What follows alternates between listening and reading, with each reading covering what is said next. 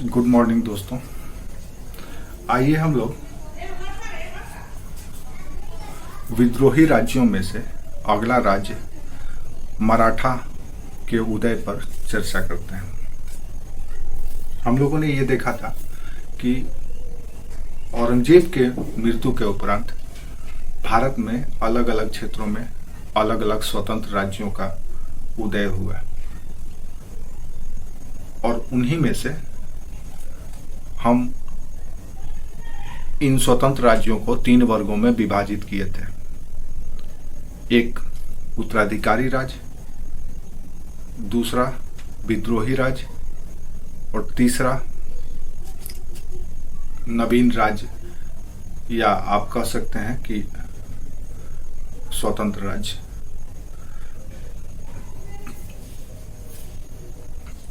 तो ये जो विद्रोही राज्य थे, इन विद्रोही राज्यों में एक राज्य जाट था, जिसकी चर्चा हम लोग कर चुके हैं। आज हम लोग मराठों का उदय कैसे हुआ उस पे बात करने वाले हैं। दरअसल मराठा राज्य का उदय के संबंध में भारत के इतिहास में अलग अलग सिद्धांत प्रस्तुत किए जाते हैं, अलग अलग तर्क दिए जाते हैं और उन तर्कों के आधार पर यह साबित करने की कोशिश की जाती है कि मराठा राज्य का उदय इस प्रक्रिया से हुई थी। इसलिए हमारे लिए ये बहुत महत्वपूर्ण हो जाता है कि हम मराठा राज्य के उदय से संबंधित जो थ्योरी है या सिद्धांत है उसको भी जान लें। उसके बाद इसका उदय कैसे हुआ या इसकी उदय की प्रक्रिया क्या रही ये भी जान लें। तीसरी बात, मराठा राज्य में शिवाजी का और शिवाजी के उपरांत पेशवाओं का क्या योगदान रहा। चौथी बात, मराठा प्रशासन, उसकी विशेषता क्या थी। ये सारे पहलुओं पर हम लोग अलग अलग कड़ी में चर्चा करेंगे। ये अध्याय मराठा या द ग्रेट मराठा अपने आप में एक संपूर्ण इतिहास रखता है, इसलिए क्योंकि लंबे समय के उपरांत भारत में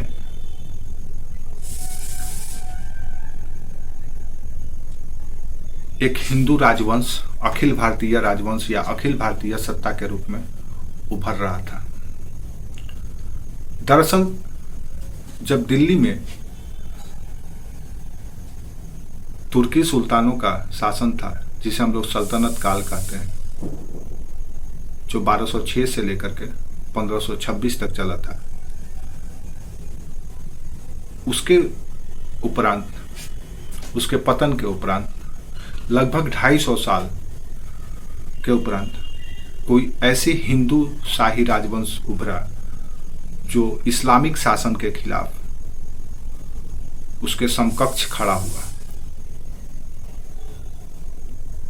जब दिल्ली सल्तनत अपने चरम पर थी तो उस समय भारत में एक अखिल भारतीय सत्ता के रूप में उदय दक्कन क्षेत्र में ही विजयनगर के रूप में हुआ था।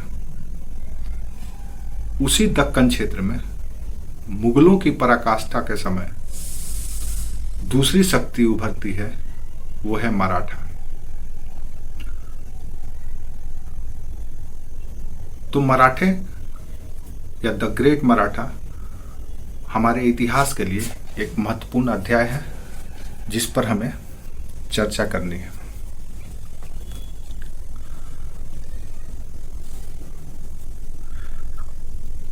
मराठों का उदय दक्षिण भारत के इतिहास का पूरे राजनीतिक समीकरण को ही बदल दिया था। जो दक्कन मुगलों के काल में एक अधीनस्थ राज्य के रूप में अपना अस्तित्व बनाए हुआ था, जो दक्कन सल्तनत काल के समय में मुस्लिम शासन बहमनी के रूप में, बहमनी सत्ता के रूप में अपनी प्रतिष्ठा बनाई थी, और उसी के समकक्ष विजयनगर के रूप में अपनी प्रतिष्ठा बनाई थी। बहमनी और विजयनगर के पतन के उपरांत इन्हीं राज्यों के अवशेष पर मराठा या मराठे दक्कन के सबसे शक्तिशाली राज्य के रूप में या स्वतंत्र सत्ता के रूप में उभरे। इनके उदय के पीछे कई कारण हैं, जिसकी चर्चा हम लोग क्रम से करेंगे। लेकिन सबसे पहले हम मराठों के भौगोलिक स्थिति या वो किन क्षेत्रों में थे, इसकी चर्चा, एक सामान्य चर्चा कर लेते हैं।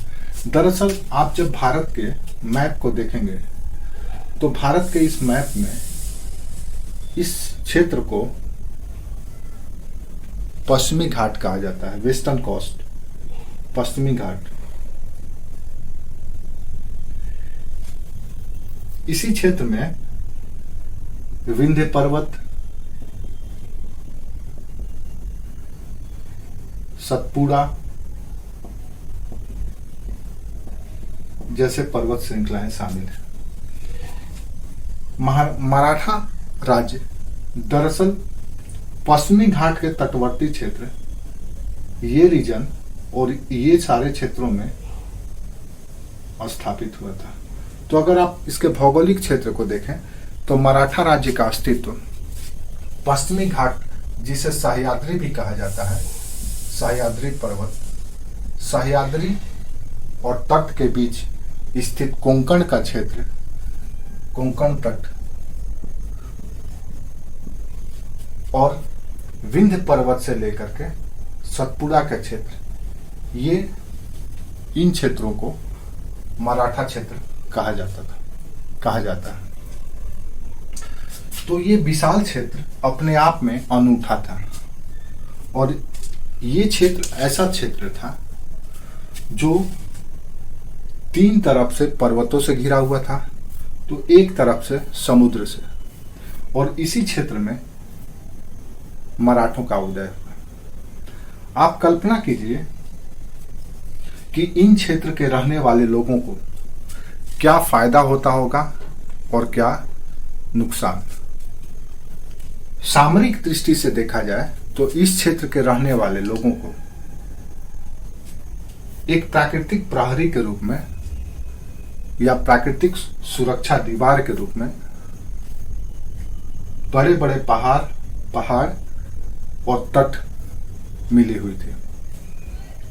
इसके कारण इनका जीवन पद्धति पूरी तरह से इस जंगली या पर्वतीय क्षेत्र के अनुसार ढला हुआ था। तो ये इनका भौगोलिक स्थिति था। मराठों के उदय न केवल मध्यकालीन इतिहास की दशा और दिशा तय करने वाली थी, बल्कि भारत में समुद्रगुप्त के उपरांत पहली बार कोई ऐसी शक्ति उभरी थी।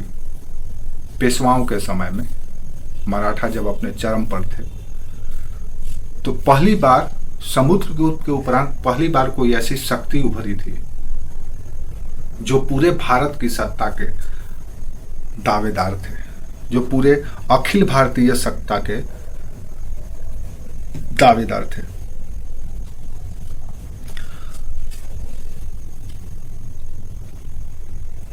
लंबे समय के उपरांत और भी शक्तियां इस बीच उभरी, जैसे राजपूत राज्य भी हुए, विजयनगर का राज्य भी हुआ, जाट भी हुआ।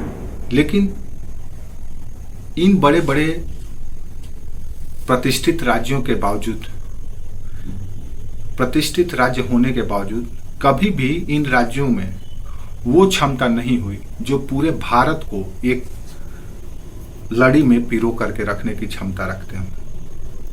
लेकिन मराठों में वो शक्ति और वो क्षमता थी, और उस सीमा रेखा तक ये पहुंच भी चुके थे कि ये पूरे भारत की बागडोर संभाल सकते थे या संभालने वाले थे। लेकिन भारत की दुर्भाग्य कि पानीपत का तृतीय युद्ध हुआ और मराठे हार गए।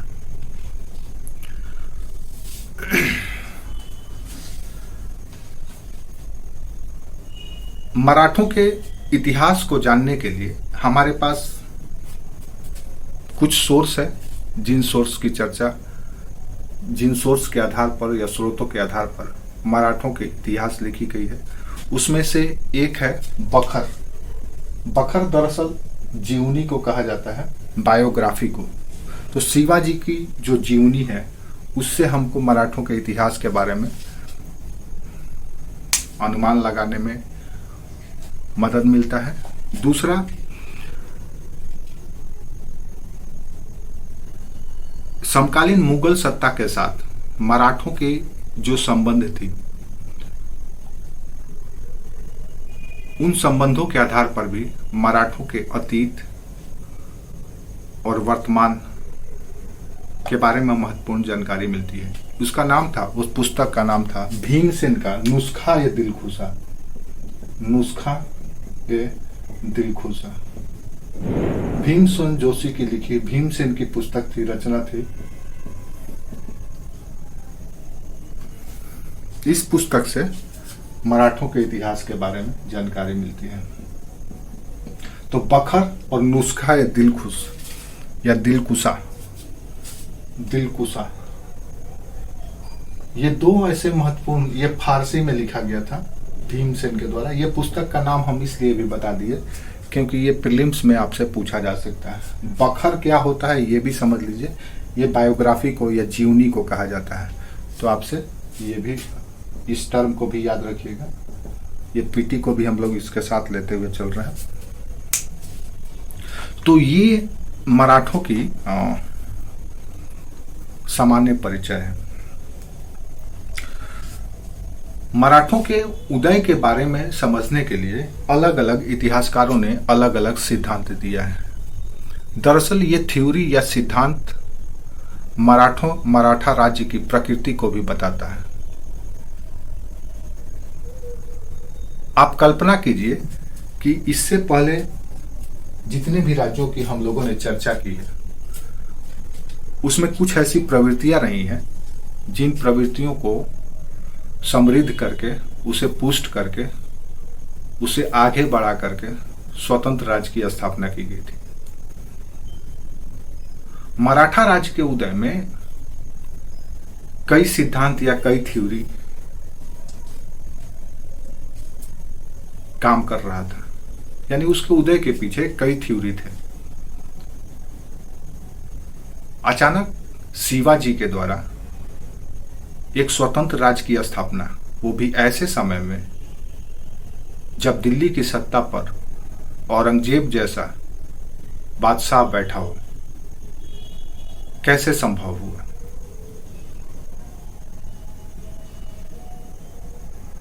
यानी कि कहीं ना कहीं इस क्षेत्र के छोटे बड़े जितनी भी शक्तियां होगी, उन सारी शक्तियों का शिवाजी को समर्थन प्राप्त हुआ होगा।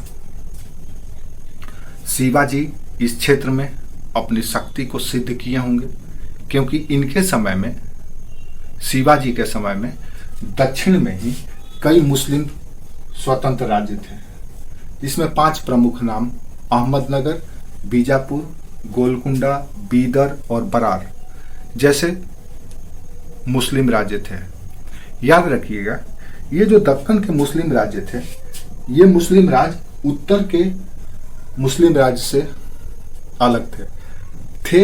ये भी इस्लामिक स्टेट ही था, लेकिन ये शिया धर्म को मानने वाले या शिया मुस्लिम थे और ये सुन्नी थे।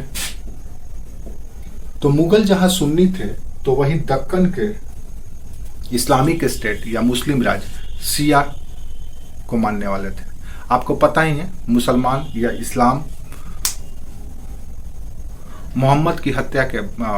मोहम्मद के नवासे की हत्या के समय से दो भागों में बट गया था, शिया और सुन्नी। और इन दोनों के बीच में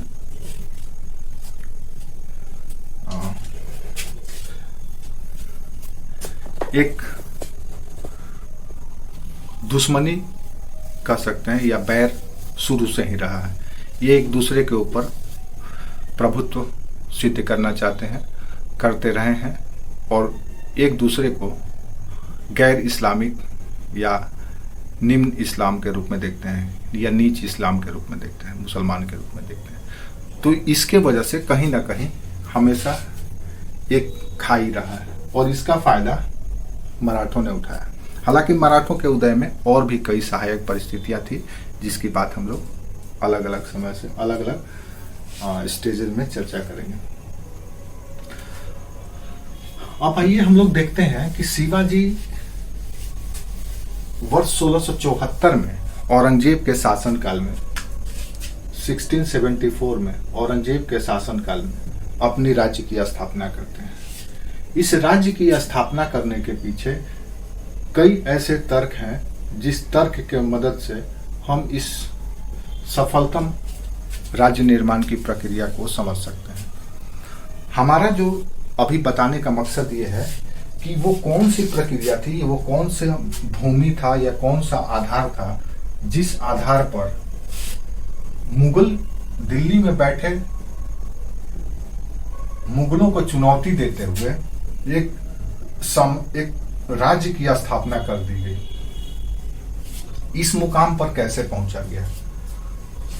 आप कल्पना कीजिए कि दिल्ली में औरंगजेब बैठा हुआ है और इसी समय 1674 में शिवाजी जैसा एक सरदार स्वतंत्र राज्य की स्थापना कर देते हैं। उस समय जब यहाँ भी मुस्लिम सत्ता है और इधर भी छोटे छोटे कई मुस्लिम राज्य हैं जो बहमनी राज्य के विखंडन के बाद पैदा हुए थे।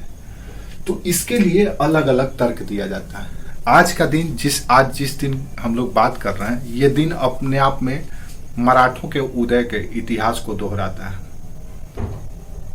आज का दिन 10 मार्च 2022 है। आज के दिन अभी कुछ देर पहले तक अभी भी यूपी के चुनाव हुआ है विधानसभा का, और उसमें लगभग 275 सीट हासिल करके बीजेपी दोबारा सत्ता में आई है, यानी पुनर्वापसी की है। बीजेपी कौन सी ऐसी रणनीति अपनाई?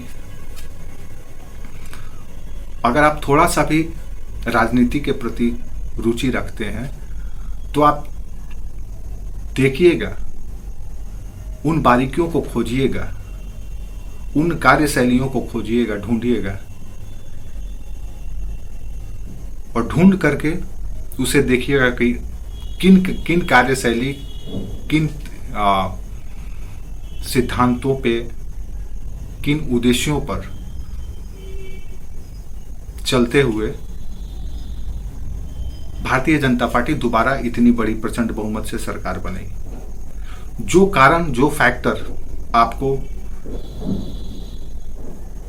यूपी चुनाव में बीजेपी की जीत में दिखाई देती है, मिलती है, वो सारे के सारे फैक्टर शिवाजी के साथ भी हुआ था। यानी कि मराठा राज्य के उदय में भी वो सारे के सारे फैक्टर थे। आप किसी एक फैक्टर के आधार पे, किसी एक कारक के आधार पर बीजेपी की जीत को नहीं व्याख्या कर सकते हैं, जीत को नहीं परिभाषित कर सकते हैं। उसी तरह से मराठों के उदय को भी किसी एक परिभाषा, एक सिद्धांत के आधार पर नहीं सत्यापित कर सकते हैं। कई फैक्टर थे। उन्हीं फैक्टरों को हम लोग वर्तमान राजनीति से भी देख सकते हैं। जैसे कि आज भी जो वर्तमान सरकार केंद्र में भी बैठी हुई है, जिस तरह से सामाजिक आर्थिक कारकों को या समस्याओं को सुलझाते हुए सामाजिक समता बंधुत्व को स्थापित करते हुए राष्ट्र की भावना को प्रचारित करते हुए एकता अखंडता को बनाए रखने की दृढ़ संकल्प के साथ विकास सुरक्षा के वादों के साथ हिंदुत्व की स्थापना या हिंदुत्व की पुनर्स्थापना के लिए प्रयास किया गया है। और उस प्रयास का परिणाम केंद्र की सत्ता और राज्य की सत्ता, विशेष करके उत्तर प्रदेश की सत्ता हासिल करना उपलब्धि रही है। सारे के सारे फैक्टर आप मराठों के उदय में भी देख सकते हैं। यानी मराठों के उदय में ये सारे फैक्टर थे जो वर्तमान की केंद्र की सरकार और उत्तर प्रदेश की सरकार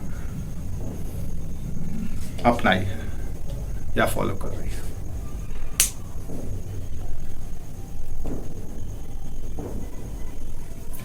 तो हम लोग मराठों के उदय पर देखते हैं कौन कौन सा सिद्धांत है। मराठों के उदय के संदर्भ में अलग अलग तर्क दिए जाते हैं कि इनका उदय इन सिद्धांतों पर चल करके हुआ। जैसे हम लोग बीजेपी को ये कहते हैं कि वो हिंदूवादी या हिंदुत्व को बढ़ावा दे करके सत्ता हासिल की है। तो क्या ये बात सही है पूरी तरह से? आप सूक्ष्म मूल्यांकन करेंगे तो पता चलेगा ये बात पूरी तरह से सत्य नहीं है। हाँ, ये भी एक कारक है। जैसे आप भीड़ में जब चलते हैं तो अलग अलग विचारधारा के लोग भी किसी एक विचारधारा के कारण मिल जाते हैं। किसी एक उद्देश्य के कारण अलग अलग विचारधारा के लोग भी आपस में मिल जाते हैं और मिल करके किसी पवित्र उद्देश्य या किसी महत्वपूर्ण उद्देश्य की प्राप्ति में लग जाते हैं। उसी तरह से मराठों ने भी इन सारे विचारों को अपनाते हुए, सारे अवसरों को भुनाते हुए, सारी चुनौतियों को पार पाते हुए अपने राज्य की स्थापना की। तो ये हमारा एक तरह से आप समझ सकते हैं कि वर्तमान राजनीति से तुलना करने में हमको मदद मिलेगा। आइए अब हम लोग देखते हैं कि कौन कौन सा इसमें थ्योरी है। सबसे पहला थ्योरी जो ये दिया जाता है कि मराठों का उदय दरअसल सह्याद्री श्रेणी यानी कि पश्चिमी घाट और तटवर्ती क्षेत्र के बीच का जो विद्रोह था उसी विद्रोह का परिणाम था। ये तर्क दिया जाता है कि मराठों का उदय विद्रोही गतिविधि का परिणाम था, विद्रोह का परिणाम था। मराठों का उदय विद्रोही गतिविधियों का परिणाम था। विद्रोही गतिविधि कहने का मतलब यह है कि यहाँ के जो छोटे छोटे देशमुख जागीरदार, छोटे बड़े, वो सब के सब मुगल प्रशासन तंत्र से ऊब करके उनके खिलाफ विद्रोह करके अपना राज्य का सृजन किया था। हम लोग शुरू में ही देख चुके हैं कि यह विद्रोही राज्य था। विद्रोही राज्य इसलिए क्योंकि इसने मुगल सत्ता को चुनौती दे करके अपने राज्य का सृजन किया था। तो एक परिभाषा यह दिया जाता है कि यह सह्याद्री श्रेणी के क्षेत्र में विद्रोही गतिविधियों के परिणाम स्वरूप मराठों का उदय हुआ था। इसके उदय में हर एक स्तर पर सामाजिक विद्रोह, आर्थिक विद्रोह, प्रशासनिक विद्रोह, राजनीतिक विद्रोह, हर एक तरह का विद्रोह शामिल था। और उसी विद्रोह की परिणति थी 1674 में शिवाजी के द्वारा स्वतंत्र राज्य की स्थापना। दूसरा तर्क ये कहा जाता है कि ये एक राष्ट्रीय संघर्ष के रूप में था, कि मराठों का उदय एक राष्ट्रीय संघर्ष था। राष्ट्रीय संघर्ष कहने का मतलब यह है कि मराठों के अंदर राष्ट्रवाद की भावना थी और उस राष्ट्रवाद की भावना को उन्होंने बढ़ाया, समृद्ध किया और उसके आधार पर राज्य का सृजन किया। राष्ट्रीयता, सबसे पहले तो हमें यह समझ लेना चाहिए कि राष्ट्रीयता या राष्ट्रवाद होता क्या है। दरअसल राष्ट्रवाद एक अमूर्त संकल्पना है। राष्ट्रवाद ये नहीं है कि किसी राष्ट्र में कितनी सड़कें हैं, कितने फैक्ट्री हैं, कितने अमीर हैं, कितने गरीब हैं, ये इससे राष्ट्र को कोई लेना देना नहीं होता। राष्ट्रवाद एक अमूर्त संकल्पना है जो किसी निश्चित परिभाषित भौगोलिक क्षेत्र में स्थित राज्य के गौरवमयी अतीत को, उसकी संस्कृति को प्रोत्साहित करता है और उसके आधार पर उस निश्चित भौगोलिक क्षेत्र के संपूर्ण जनसंख्या को एक दूसरे से जोड़ता है। यानी राष्ट्रवाद एक ऐसी सोच है जो उस निश्चित भौगोलिक क्षेत्र के सभी नागरिकों को या सभी लोगों को परंपरागत रूप से एक दूसरे के साथ जोड़ता है और सबके हित को एक साथ आगे रखता है। तो राष्ट्रवाद एक बहुत बृहद संकल्पना है। राष्ट्रवाद में क्षेत्रवाद, भाषावाद, ये सब कुछ विचार, सब कुछ अलग रहता है। इन सबों को कोई ज्यादा महत्व या तरजीह नहीं दी जाती है।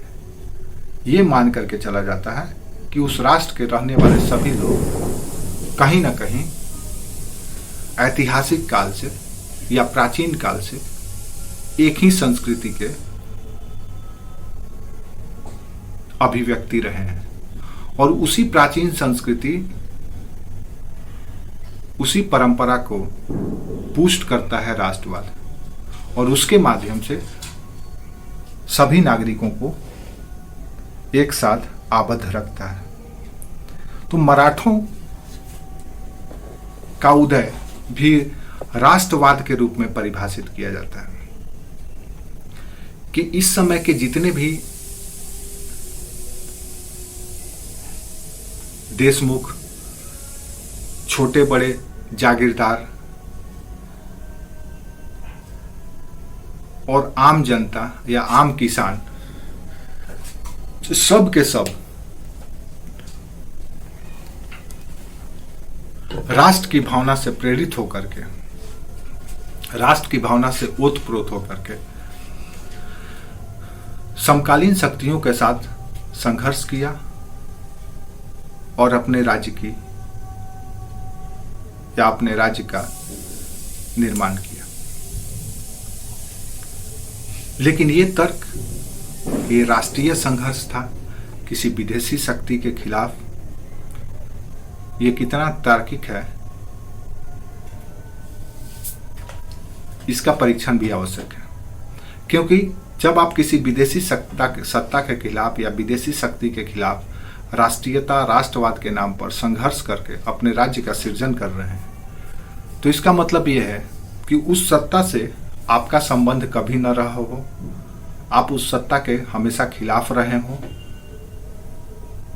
न तो राजनीतिक संबंध रहा हो, न तो सामाजिक, न तो आर्थिक, न तो सांस्कृतिक संबंध। लेकिन राष्ट्रीय संघर्ष कहना या राष्ट्रीय संघर्ष के परिणाम के रूप में मराठा का उदय होना, ये कितना सही है, ये इस तथ्य से भी स्पष्ट हो जाता है कि